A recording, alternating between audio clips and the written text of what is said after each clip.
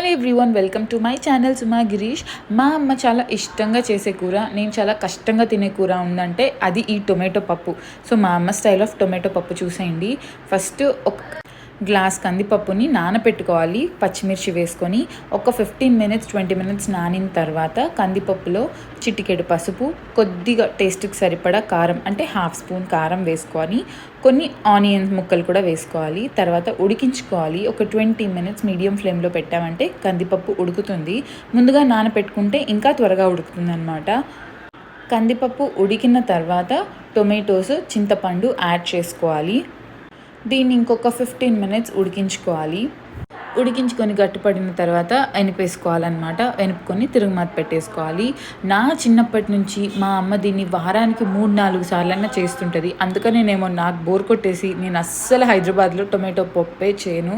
నాకు అస్సలు నచ్చదు కూడా. కానీ మా అమ్మ చేసిన టొమాటో పప్పు అని అంటే అసలు ఇంట్లో ఉన్న వాళ్ళందరికీ చాలా ఇష్టం. అడిగి మరీ చేయించుకుంటూ ఉంటారు. నాకు ఒక్కదానికి నచ్చదో ఏంటో మరి. మా అమ్మ ఈ టొమాటో పప్పు చేస్తే అదేదో చికెన్ బిర్యానీ, మటన్ పులావ్ లాగా మా నాన్న ఇష్టంగా తింటారనమాట. అది ఏంటో నాకు అర్థమే కాదు అసలు. నాకైతే చాలా కష్టం ఈ టొమాటో పప్పు చేసిన ప్రతిసారి కష్టంగా తింటుంటాను. అలా ఎనిపేసుకున్న తర్వాత ఇప్పుడు పోపు పెట్టుకోవాలి. ఒక 2 to 3 స్పూన్స్ ఆయిల్ యాడ్ చేసుకొని ఆవాలు, మినప్పప్పు, జీలకర్ర వేసుకోవాలి. అవన్నీ చిటపట్లాడిన తర్వాత ఆనియన్స్ యాడ్ చేసుకోవాలి. టొమాటో పప్పు తిరగమాత మా అమ్మ ఎంత శ్రద్ధగా వేస్తుందంటే అసలు తిరగమాతలోనే ఉంది రుచి అంతా అని అంటుందన్నమాట. నేను నెల్లూరు వచ్చినప్పుడు ఎప్పుడైనా ఈ టొమాటో పప్పు చేయడంలో కనీసం వేలు పెట్టినా కూడా మా అమ్మకు అస్సలు నచ్చదు. నువ్వు అసలు ఈ పప్పు జోలికి రావద్దు, నేనే చేసుకుంటాను అని చెప్పి అంత ఇష్టంగా చేసుకుంటుంది టొమాటో పప్పు అంటే చాలు. ఈ వీడియోలో నేను ఎన్నిసార్లు టొమాటో పప్పు అన్నానో కౌంట్ చేసి కామెంట్ చేయండి. ఇప్పుడు పోపుని పప్పులో యాడ్ చేసేసుకొని ఉప్పు సరిపోకపోతే యాడ్ చేసుకోవాలి. దీన్ని ఒక 10 to 15 మినిట్స్ సిమ్లో పెట్టామనంటే బాగా ఉడుకుతుందన్నమాట. ఈ పప్పు తిరగమాత వేసేటప్పుడు ఆనియన్స్ అస్సలు బ్రౌన్గా చేంజ్ అయిపోవాలి, అలాని మాడిపోకూడదు.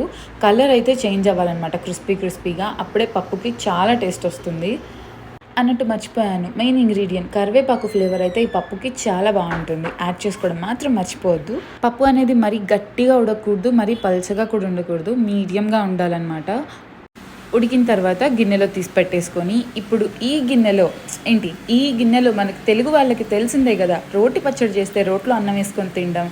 ఇలాంటి పప్పు గిన్నెల్లో అన్నం వేసుకొని తింటే వేడిగా అసలు చాలా బాగుంటుంది కదా. మీరు ఎప్పుడైనా ట్రై చేశారా? Please do subscribe.